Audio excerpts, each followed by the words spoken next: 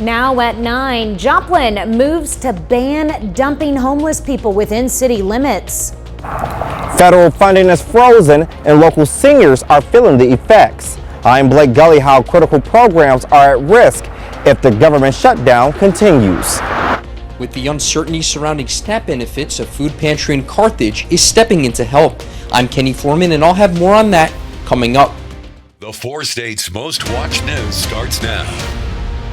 The Joplin City Council votes to ban homeless dumping within city limits. This is KOAM News. I'm Tanya Bach. The new ordinance makes it illegal to intentionally drop off transient individuals within city limits. Council members passed the measure on second and third reading tonight after documenting multiple cases of other communities bringing homeless people to Joplin.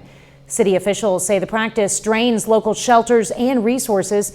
Any alleged violations will be reviewed by the police chief and city prosecutor before deciding how to proceed. The new law takes effect in 20 days. The Joplin City Council also gave a green light for an ordinance creating the Woodsonia Marketplace Community Improvement District. Their decision followed a public hearing tonight where developer Drew Snyder presented the latest renderings for the Prospect Village development near 20th Street and Rangeline Road. The mixed-use project features a publicly owned sports complex, retail spaces, and housing opportunities. The CID goes to second reading on November 17th. If passed, tax collection for the project would start in April of 2026. Well, the city of Joplin steps in to help seniors during the government shutdown. In an emergency ordinance tonight, council members agreed to pay more than $60,000 per month to keep the Joplin Senior Center open and meal programs running. KOAM's Blake Gully shows us how the shutdown is continuing to impact seniors in the 4 states. Do I buy my medicine or do I buy my food? That's the decision many seniors are facing as the government shutdown stretches into November. The Area Agency on Aging relies on federal funding to support programs that keep seniors fed and connected. We had intended to furlough 23 kitchen staff and stop serving hot lunch at our senior centers. We received some beautiful, wonderful, generous donations from some folks to keep that going. And we've been working with the cities of Webb City, Neosho, and Joplin. Jennifer tells me she's working with officials in Joplin and other cities to provide temporary funding until federal funds start flowing again.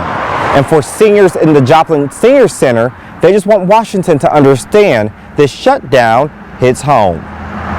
They ought to think about us, the people that come over here and need this, because there's so many people that really need this, and the ones that still, like our officials that are still getting their checks and getting all their money and all that, they need to donate it. A lot of people here need help, and we need the government to wake up and do what they got to do. I feel like the government's let us down because, you know, we pay our taxes, and we paid our tax all our life, and then they just up and shut down on us because they can't agree on stuff. The agency says funding has only increased about 4% in the last decade, while operating costs have nearly doubled. Once the government reopens, it could take up to 8 weeks before the agency receives the funds it needs. Reporting in Joplin, Blake Gully, KOAM News. Tonight's agreement between the City of Joplin and the Joplin Area Agency on Aging runs through December with possible extensions. Now, the agency must repay the city when federal funding resumes. Chief Meteorologist Doug Hetty joins us now with a first look at weather. It definitely turned out to be a great Monday for us today. Warmer as we warmed into the upper 60s to near 70 degrees across the region. Plenty of sunshine. We have a few little mid, upper level clouds out there, but overall looks pretty good as we go through the overnight hours for us tonight. Let me take you through time. Here's 6 a.m. We're going to start right around 51 degrees. We get some mid and upper level clouds, but look at this. I mean, we warm 73, 74, 75 as we get into the afternoon hours. Weak little front kind of slides through as we go through tomorrow night, but still, I think we're going to go in the lower 70s on Wednesday, maybe a smidge cooler. Official high 68 today, 64 is our average high. So a decent amount above our average high for this time of the year. It gets even warmer. We're going to talk about that here in just a bit. Thanks, Deb. Well, the government shutdown is impacting families across the 4 states. Children's Haven in Joplin says the shutdown increases stress and creates greater needs for local families. With over 12% of families in southwest Missouri and southeast Kansas relying on food assistance, Children's Haven says it needs community support now more than ever. When stress is high in families, that is when unintentional and accidental things can happen. We're here to keep kids safe, to prevent child abuse and neglect, and be a safe resource for kids to spend the night when stress is high in the family. And the current climate is certainly causing more stress for families in our area. Anyone interested in supporting Children's Haven or seeking resources for families during this challenging time can visit their website or contact their office directly for more information. Well, the Trump administration this afternoon announced SNAP benefits will be partially funded after 2 judges ruled on Friday the food assistance payments must continue despite the government shutdown. With plenty of uncertainty regarding SNAP benefits, one food pantry is working to help those who are impacted. KOAM's Kenny Foreman tells us how Carthage Crosslines Ministry is here to make sure no one goes hungry. Executive Director Tony Smith is ready to lend a helping hand. We were able to make about 48 boxes of emergency food items on Saturday, and 48 boxes aren't that many if we receive 500 people that come to us that need emergency services. It's all part of what Carthage Crosslines Ministry had already been doing for years. I live on SSI. I barely have means to get food, so between food stamps, this place has been very helpful on between not only food but also the clothes and hygiene stuff that they are able to give to us. As soon as the announcement was made that the federal government would be suspending SNAP benefits, Carthage Crosslines understood the severity of the situation and promptly sprung into action. As soon as I seen the emails or when I seen the news, then I'm like, well, we have to be preemptive on that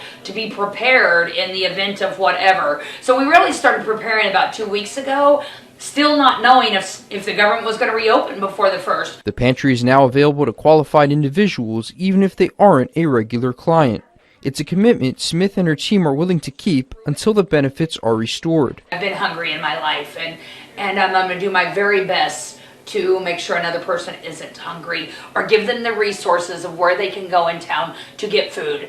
I can't do everything for all people, but all of us can do something for everyone. In Carthage, Kenny Foreman, KOAM News. Those in need can pick up supplies from 10 a.m. through 2 p.m. Monday through Thursday, with each day corresponding with a range of last names. Well, Christmas assistance signups began today at the Wesley House in Pittsburgh with hours from 9 to 3 all week. Already 150 households have signed up with an expected total of 450 by Friday's deadline. Today, the Wesley House also distributed pantry food and handed out 196 coat vouchers worth $50 each, welcoming many first-time assistance seekers. Things are just really tight for people right now. Everything's really tight, and if you live on a fixed income or a low income, you've got some really difficult decisions to make on what do you want to spend your money on over this next few weeks. Meanwhile, the Salvation Army is also conducting Christmas signups this week. Both programs serve residents in Crawford County. Well, coming up, 1 in 8 Americans lose full food benefits as SNAP funding expires. Partial funding for the SNAP program as the government shutdown nears the longest in U.S. history. I'm Connor Hansen in New York. I'll have the details coming up.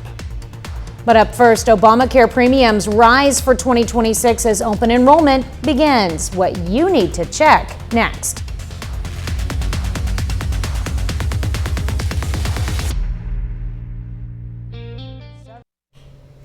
November begins a new round of open enrollment for those looking for coverage under the Affordable Care Act. KOAM's Ty Parks spoke with an expert who's offering marketplace assistance with all the changes. Premiums for the Affordable Care Act will be increasing in 2026. The open enrollment has now started. Go in and check their plans because there could be a difference in the price. It could be that their plan, their doctor may or may not be in network with. They may or have their prescriptions covered. So it's always good to go in and check and re-enroll. These are some of the changes that have been made. Some had dental and vision. This year, most of them do not have dental and vision. If you want that, you have to take out a separate insurance. Also, some deductibles have increased, making the health plan not affordable for some people. Just be sure you look at every plan that you are eligible for and compare as to what plans might be a better fit for them and their family. Some families, the children may be able to qualify for Missouri Medicaid. Area healthcare providers will offer services that do not require a form of insurance. One of these providers is the Kansas City School of Dentistry in Joplin. Is really here to serve the community. And we want to make sure that financial barriers do not keep people from getting the dental health care that they need. One of the things that I think is really important is that people shouldn't have to suffer from dental pain or toothaches. We have an urgent care clinic here. If anybody has a toothache or dental pain, they can come to the Oral Health Center. In Joplin, Ty Parks, KOAM News. If you're interested, Kansas City University Dental offers a discount plan as low as $50 a year. Well, a 24-year-old man suffers a gunshot wound in Joplin during the early morning hours. The call came in just after 4 a.m. reporting a man suffering a gunshot to the abdomen on Brownell Avenue. Authorities took the 24-year-old to an area hospital. Joplin police say they have no suspect or suspect information at this time. This is the developing story. You can head over to KOAMnewsnow.com for more information as it becomes available. Well, Doug is next with a complete look at your forecast. And later, the Missouri Red Cross helps Jamaica after devastating Hurricane Melissa.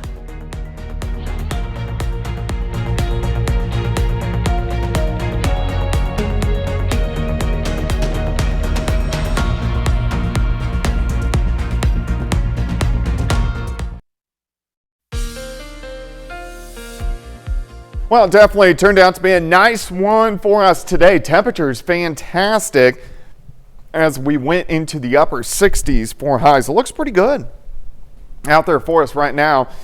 We have a few mid and upper level clouds. It's not a big deal out across central Kansas up through parts of Nebraska, but overall looking pretty good as we go through the next several days. We only drop back 50, 51 later on tonight, so really no complaints. As we get to the noon hour, 70, 71. It's going to be very windy, but it helps us warm up. And then by the afternoon, I think most of us 73, 74, maybe a 75 out there, some 72. So lower 70s across the region. A few clouds kind of skirt through.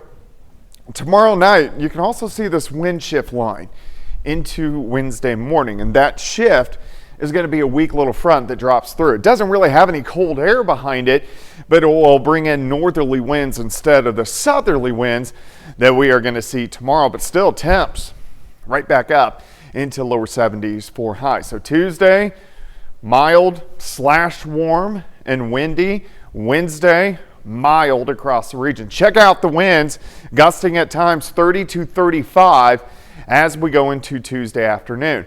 Now, Tuesday night stays breezy, but Wednesday morning, here comes that front. So look at the shift.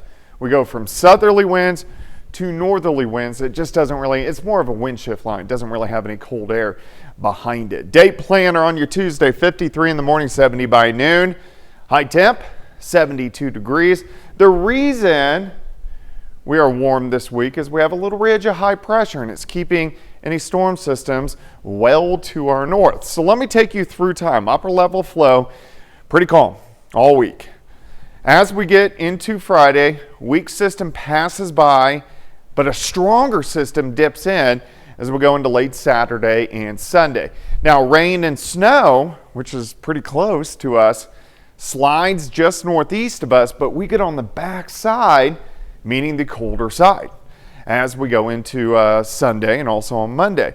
Then we slowly warm back up as we go through the middle of next week. But I will tell you this, next 10 days, pretty weather boring, which you may love, just not a whole bunch going on. All right, Thursday afternoon, mid, maybe some upper 70s. So, I mean, getting up there a little bit. Heading into Friday, our front drops in, but still, I think we're going to be near 70. Saturday, northerly winds still kind of near 70. Then here comes that next system sliding by. And then we could be talking about highs only in the upper 40s to near 50 by Sunday afternoon. 72 tomorrow, 71 Wednesday, 76 Thursday, 72 Friday. High of only 51 Sunday, a high of 54 by Monday. Well, Convoy of Hope is on the ground in Jamaica. They're distributing relief supplies to people in need. Now, Hurricane Melissa hit the areas as a devastating Category 5 hurricane. 60 people died in the Caribbean. Power outages are impacting more than 70% of Jamaica. Convoy reports it's providing essential supplies to those in need, like water, food, hygiene items, and more. A lot of waiting for things to open.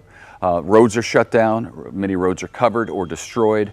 Much of the infrastructure is down. It's a very tenuous time in Jamaica, but the need is great, and Convoy is working as quickly and as hard as we can to get that aid there. Well, the American Red Cross of Missouri is also providing support. The agency also helped with shelter for more than 3,300 people when Melissa came ashore. Well, coming up next, Decision 2025. Less than 24 hours until Election Day, the first temperature check on President Trump's agenda 9 months into his second term. I'm Rebecca Castor with the races to watch coming up. Well, millions of Americans will head to the polls tomorrow to vote in state and local elections across the country. Even though the president isn't on the ballot, the results will likely be a good gauge of voter sentiment on Donald Trump and the GOP exactly 1 year before control of Congress is up for grabs. Fox News correspondent Rebecca Castor has the details. It's the final push in the governor's races in Virginia and New Jersey as the GOP candidates look to upset the Democratic frontrunners on Tuesday. The real polls are looking very good. Their votes aren't turning out, but ours are. This is all about New Jersey. You know, Donald Trump has nothing to do with our property taxes, nothing to do with our monthly electric bills, public safety, public education, overdevelopment. My opponent wants to blame everything on the president. People in New Jersey are smarter than that. Virginia and New Jersey are both states Kamala Harris decisively won in 2024. It's going to be a continued fight against Trump's vision in Washington as he tries to stifle opportunity for people across this country. But the Democrats are still relying on their party star, former President Barack Obama, who hit the trail in both states over the weekend to try and seal the deal. The point is, there is absolutely no evidence Republican policies have made life better for you. The results will be an early temperature check on President Trump's second term, but he's mostly stayed in the background this campaign season, really only weighing in on New York City's mayoral race and the consequences if the Democratic candidate Zoran Mondani wins. It's going to be hard for me as the president to give a lot of money to New York because if you have a communist running New York, all you're doing is wasting the money you're sending there. In a final hour push, President Trump is holding tele-rallies tonight for the GOP candidates in Virginia and New Jersey. In Washington, Rebecca Castor, Fox News. Well, coming up next, Pittsburgh State students celebrate Day of the Dead with games and culture.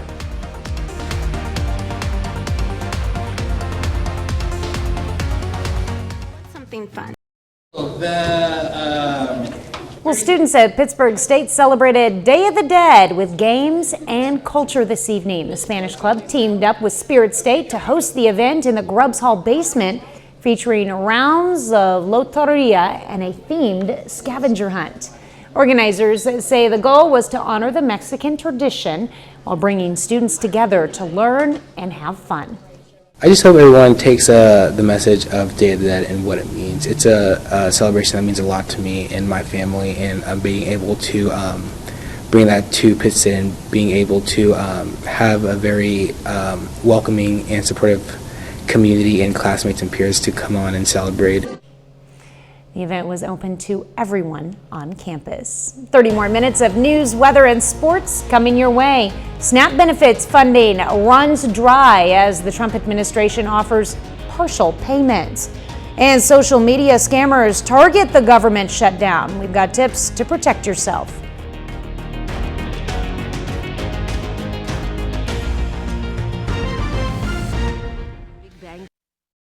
You're watching the 4 states' most watched news. This is KOAM News at 9 on Fox 14. I'm Tanya Bach. A huge break for SNAP funding recipients as the White House agrees to extend coverage for a couple more weeks. It's a short-term victory, still in need of a long-term solution as the ongoing government shutdown approaches, the longest in history. The Trump administration says it will partially pay for SNAP benefits after the program's funding ran dry over the weekend. 2 federal judges ordered the administration to do so, but it won't cover the full tab. It won't even cover about half of what November would cost. So we are working and looking at all angles right now. SNAP costs about $8 billion each month, with about 1 in 8 Americans using the program. Food banks around the country are already feeling the strain. We are concerned that this is becoming a tug of war, and folks who are some of our most vulnerable citizens are really pawns to this situation. President Trump says he needs a few Senate Democrats to vote for a simple funding bill to reopen the government before he's willing to negotiate on other issues like Affordable Care Act subsidies. And we only need 5 Democrats. We have a lot of Democrats. We only need 5. But on the eve of Election Day for some key races, Democrats aren't showing any signs of budging. We have a president who doesn't obey the law, and we're supposed to pass a law for him. To break the logjam, President Trump has suggested taking an extreme measure, but congressional leaders do not agree. I think we should do the nuclear option. This is a totally different nuclear, by the way. It's called ending the filibuster. If no deal is reached, the shutdown will become the longest in history on Wednesday. In New York, Connor Hansen, Fox News. With thousands of families losing their SNAP benefits during the government shutdown, the Better Business Bureau has a warning about scammers taking advantage of people who want to help. Chris Bryant has what to watch for to avoid becoming a victim. Social media is a great way to stay connected with friends and family, but sometimes people will try to use the platform to scam people out of money. You want to just make sure you're giving to an organization that's well established, that can do the most good with your dollars. Wells Fargo says that when it comes to social media scams, it's a good idea to set your profiles to private and restrict your contacts. Don't send money to someone you have only met online. And if you receive a request from a friend or family member for money, always contact them using a different method to make sure their profile was not hacked. You can certainly go to give.org to look and see how charities stand up against BBB's standards of charity accountability. But you can also just, ask around and do your research. There are a lot of well-established organizations here in the Ozarks that we know are here to help folks and have a great track record of doing so. When it comes to people sharing crowdfunding sites for those needing help, the BBB says to do your research. Find out as much information as you can before you donate money. If you're skeptical about the posting and want to help, there's always donating locally.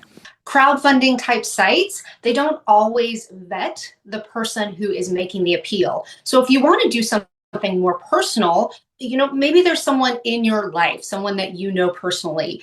Give to them if that is the kind of giving you want to do. Well, the trade war targets your medicine cabinet and a living room. President Trump announces new tariffs on medicine, furniture, and trucks, including a 100% tariff on pharmaceuticals, unless companies build manufacturing plants in the U.S. The tariffs range from 25% on heavy-duty trucks to 50% on kitchen cabinets and 30% on upholstered furniture. Democrats are pushing back, saying the trade policy drives up consumer prices, while economists call the results a mixed bag. The new tariffs take effect on Wednesday.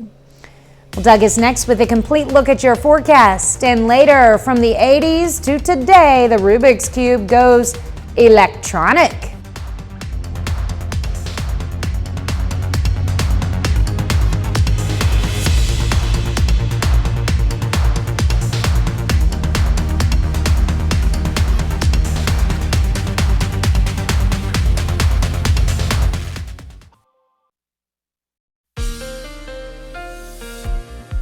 Well, it definitely turned out to be a nice one for us today. Temperatures fantastic as we went into the upper 60s for highs. It looks pretty good out there for us right now.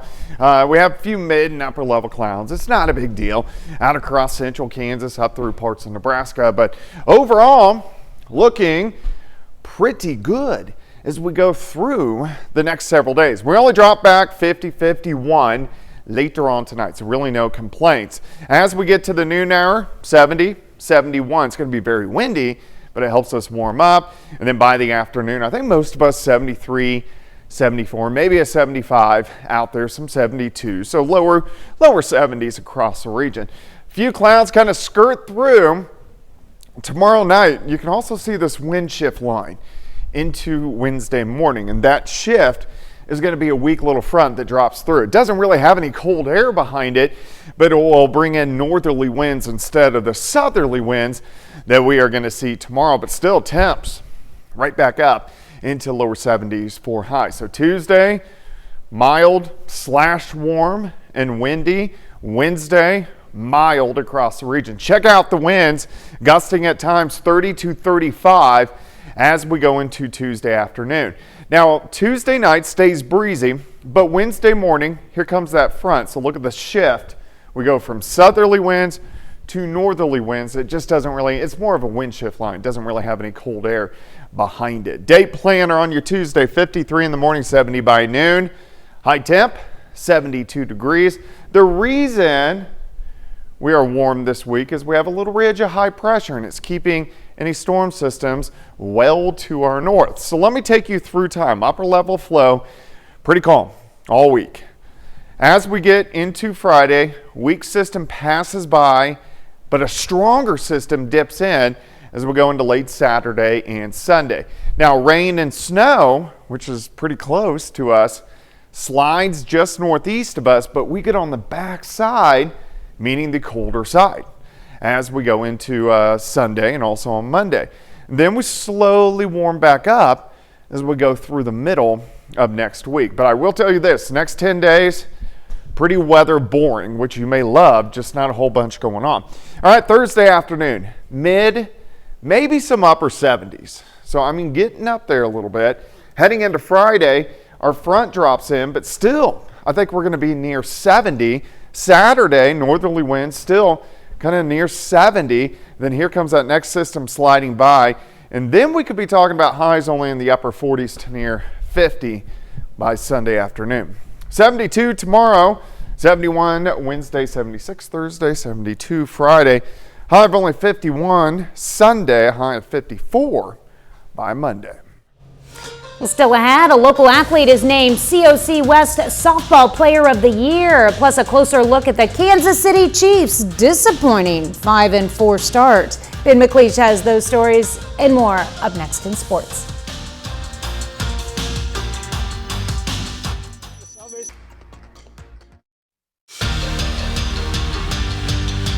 With the Missouri softball season coming to a close, one of our local athletes earned COC West Player of the Year honors.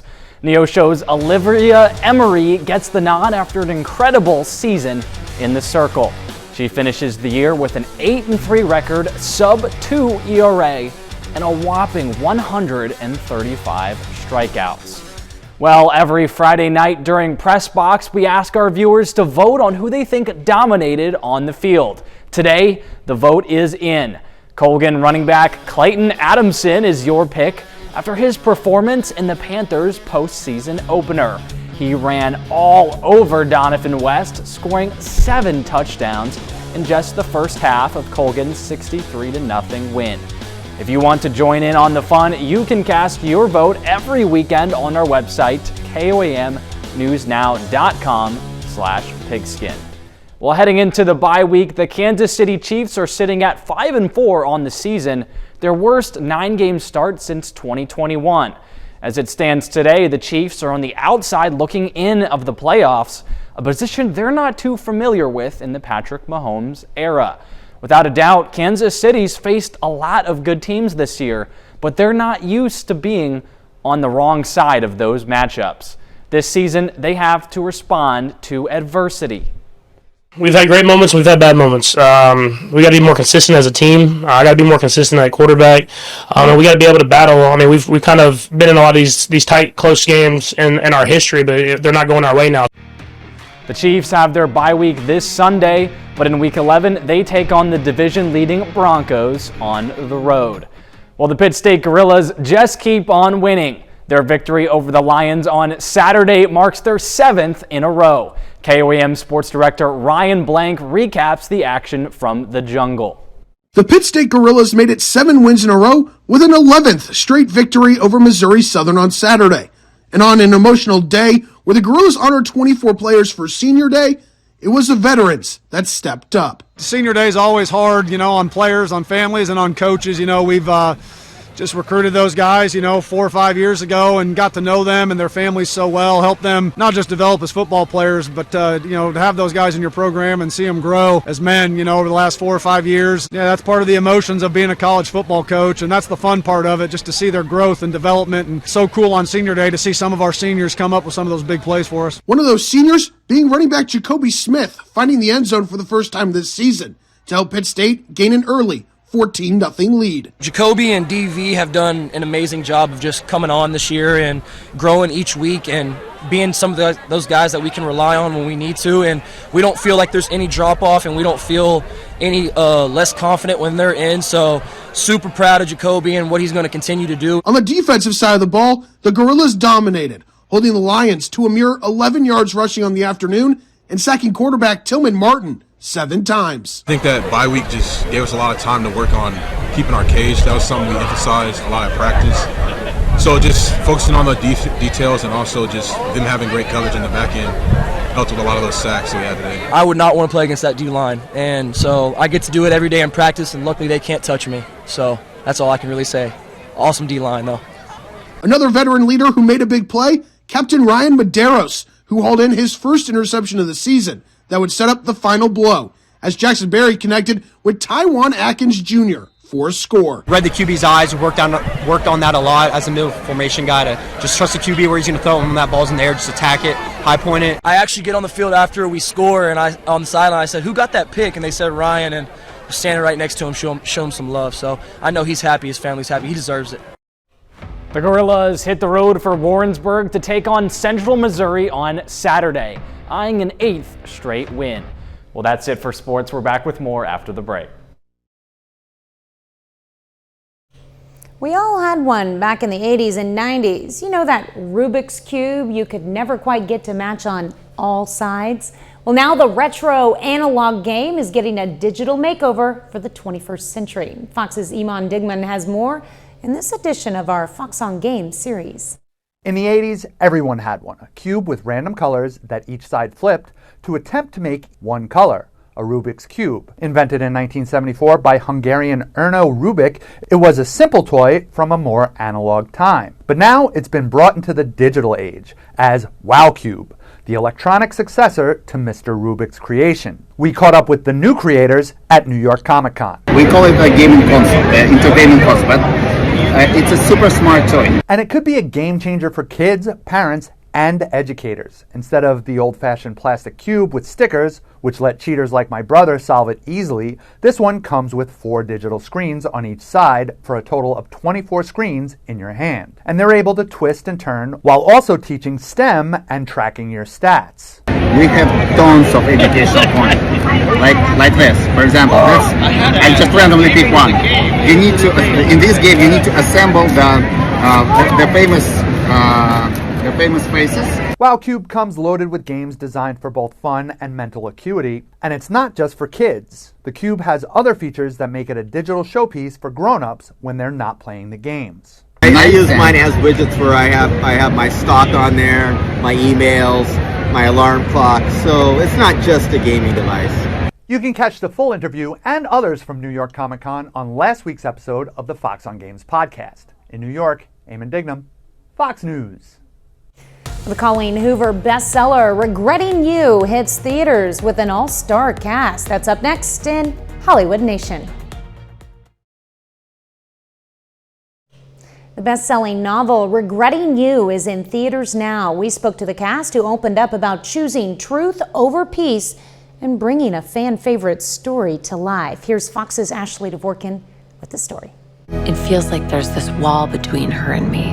The film adaptation of Regretting You follows a mother and daughter whose relationship is pushed to the limit after a tragic accident, testing family bonds and buried truths. It tackles grief and relationships in a really grounded way where there's a lot of things it examines in life, you know, like a lot of gray area. I thought we would be one big happy family forever. The film is based on Colleen Hoover's best-selling novel, and with a massive fan base behind it, the cast felt the pressure to get it right. We all immersed ourselves in the book and tried to just make sure that we were making the most faithful adaptation possible so that you can justify like taking something that is great in its original form and putting it into another one. There's so many like fans and so many expectations, so it gets a little scary. They're very passionate. Tell her the truth. It would absolutely destroy her. In the film, several characters keep secrets to avoid conflict. The cast shared whether they tell the truth or keep the peace in real life. I'm a very straightforward person. Like if I'm thinking something, she can't lie. Well, it's so great. I'm an actor. It's my job. It's my job to act and like tell lies. But in my personal life, I just like I don't see a point in it. I'm more of a lay it out there. I probably to my fault sometimes like just say too much and say what I'm thinking. You remember that age? For Dave Franco, the film offered him a role unlike any other. It's like nice to play something that's different than yourself, and it's like it's nice, it's fun to play the villain, but also that's why I wanted to do this. It's like as weird as it seems, the nice guy is something I haven't really played before.